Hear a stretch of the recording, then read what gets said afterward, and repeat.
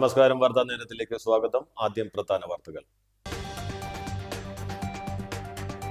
ക്ഷേത്രത്തിൽ തൊഴാനെത്തിയ 18-കാരിയെ കയറി പിടിച്ച കേസിൽ പൂജാരിക്ക് 4 വർഷം കഠിന തടവും 1 ലക്ഷം രൂപ പിഴയും ശിക്ഷ.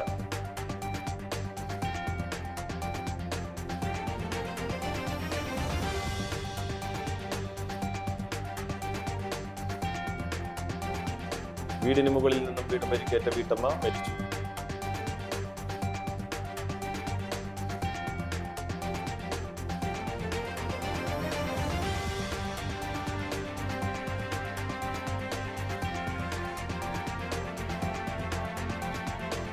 ജില്ലയിൽ ശക്തമായ മഴയെ തുടർന്ന് പെരിങ്ങൽകുത്ത് ഡാം തുറന്നു.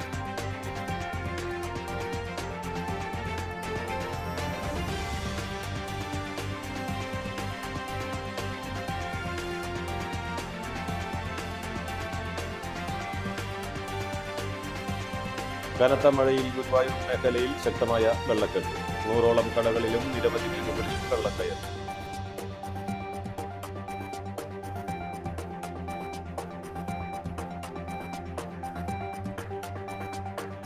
വാർത്തകൾ വിശദമായി.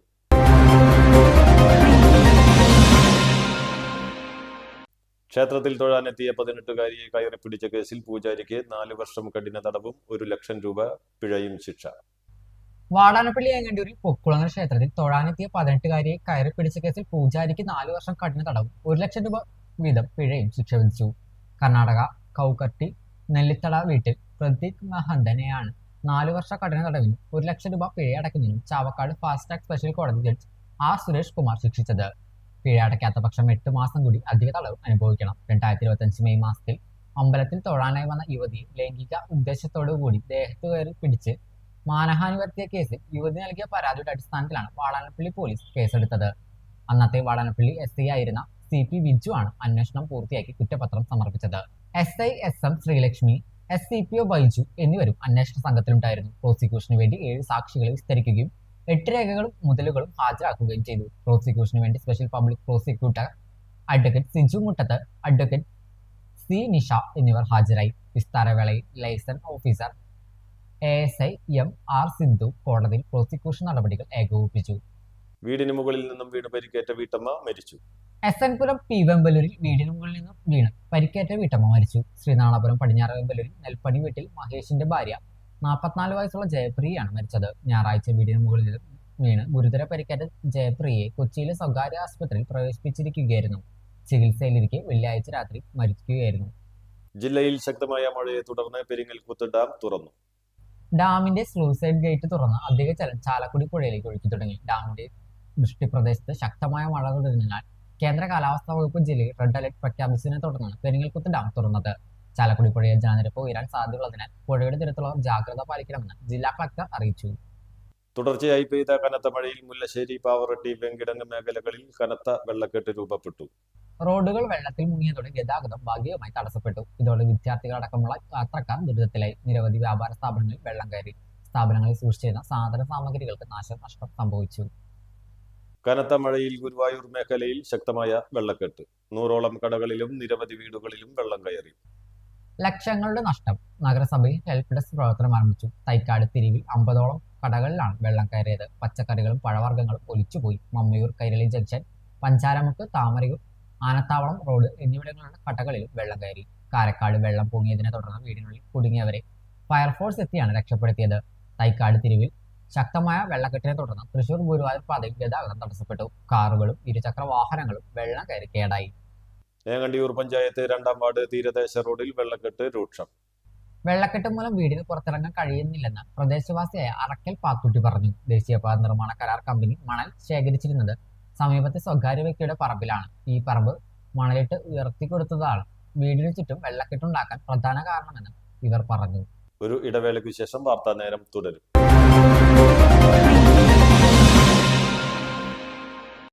നിങ്ങളുടെ ലാപ്ടോപ്പിന്റെ പെർഫോമൻസ് കുറഞ്ഞു, ലാപ്ടോപ്പിൽ ചാർജിംഗ് കപ്പാസിറ്റി കുറഞ്ഞു. വിഷമിക്കേണ്ട, ലാപ്ടോപ്പുകളുടെയും കമ്പ്യൂട്ടറുകളുടെയും ഏതു പ്രശ്നങ്ങളും ഉടനടി റിപ്പയർ ചെയ്തു കൊടുക്കുന്നു. കൂടാതെ എല്ലാവിധ കമ്പ്യൂട്ടർ അനുബന്ധ കണക്ടറുകളും കേബിളുകളും ഇവിടെ ലഭിക്കുന്നു. വർഷങ്ങളുടെ പ്രവർത്തന പാരമ്പര്യമുള്ള തൃപ്പയാറിലെ ഏക സ്ഥാപനം live computers and laptop repairing centre. Phone 9946048988. വാർത്താ നേരം തുടരുന്നു.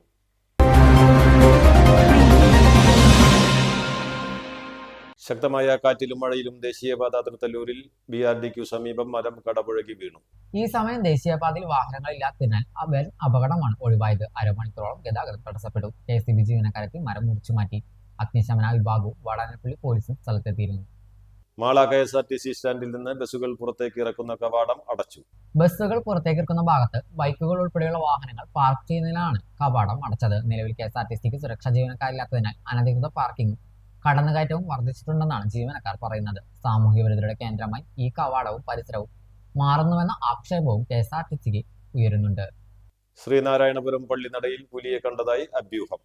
മുഹമ്മദ് അബ്ദുൾ റഹ്മാൻ സ്മാരക സ്കൂളിന് വടക്കുവശത്താണ് പുലിയുടേതെന്ന് സംശയിക്കുന്ന ദൃശ്യങ്ങൾ കണ്ടത്. പുലിയുടെ സാമ്യമുള്ള ദൃശ്യങ്ങൾ സമീപത്തെ CCTV ക്യാമറയിൽ പതിഞ്ഞിട്ടുണ്ട്.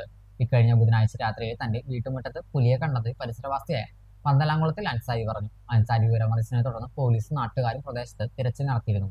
അൻസാരിയുടെ വീട്ടുമുറ്റത്ത് കണ്ട കാലടിപ്പാടുകൾ കാട്ടുപൂച്ചയുടേതാണെന്ന നിഗമനത്തിലാണ് വനം വകുപ്പ് ഉദ്യോഗസ്ഥർ. എന്നാൽ പ്രദേശത്ത് പുലിയുടെ സാന്നിധ്യമുണ്ടെന്ന ആശങ്കയിലാണ് നാട്ടുകാർ. മതിലകത്ത് വയോധികൻ തോട്ടിൽ വീണ് മരിച്ചു.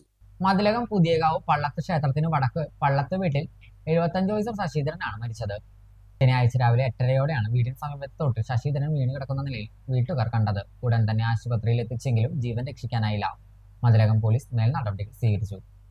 ശ്രീരാമ ഭക്ത സേവാ സമിതിയുടെ ആഭിമുഖ്യത്തിൽ തൃപ്പയാർ ശ്രീരാമ ക്ഷേത്ര ദർശനത്തിനെത്തിയ 4000-ഓളം പേർക്ക് ഔഷധ കഞ്ഞി വിതരണം ചെയ്തു.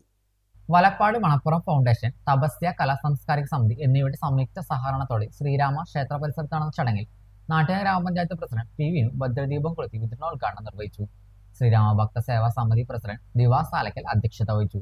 ഗ്രാമപഞ്ചായത്ത് അംഗം അംബിക ടീച്ചർ, ക്ഷേത്ര ഉപദേശക സമിതി പ്രസിഡന്റ് ജ്യോതിലാൽ, ശ്രീരാമ ഭക്ത സേവാ സമിതി രക്ഷാധികാരി Vijayakumar Menon, secretary Sudheer Alakkal, joint secretary coach Vinod PK, സമിതി അംഗങ്ങളായ ബിന്ദു, അംബുജം, അജിത, പടിപ്പുരയ്ക്കൽ ഉണ്ണിമോൻ, തപസ്യ കലാസാംസ്കാരിക വേദി Triprayar unit president K. Dinesh Raja, secretary Nomi Krishna, SI Sajil, CPO Bijesh Venu, Deepa Anilkumar, Rajendran Thaivalappil, Jyothish Thozhuthumparambil, Haritha Alakkal, Binu Alakkal, Shima Alakkal, Ramadas Kizhakkedath, film director cell.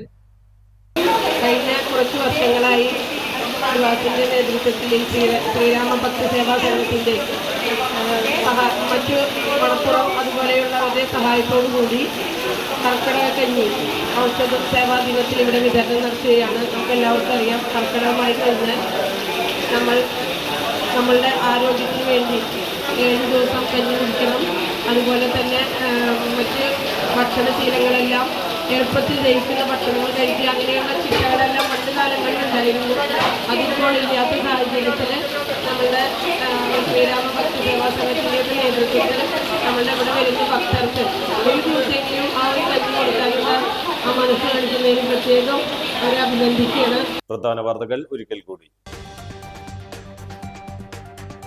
ക്ഷേത്രത്തിൽ തൊഴാനെത്തിയ 18-കാരിയെ കയറി പിടിച്ച കേസിൽ പൂജാരിക്ക് 4 വർഷം കഠിന തടവും 1 ലക്ഷം രൂപ പിഴയും ശിക്ഷ.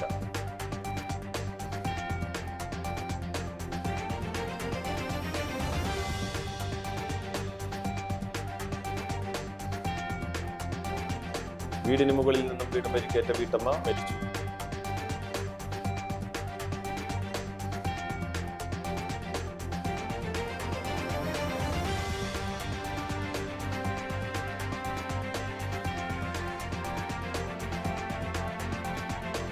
ജില്ലയിൽ ശക്തമായ മഴയെ തുടർന്ന് പെരിങ്ങൽകുത്ത് ഡാം തുറന്നു.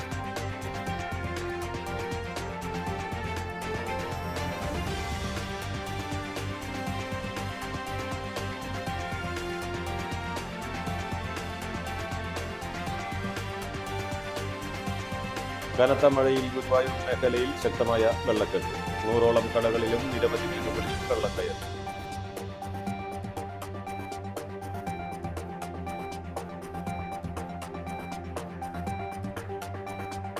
ഇതോടെ വാർത്താ നേരം പൂർണ്ണമാകുന്നു. നന്ദി, നമസ്കാരം.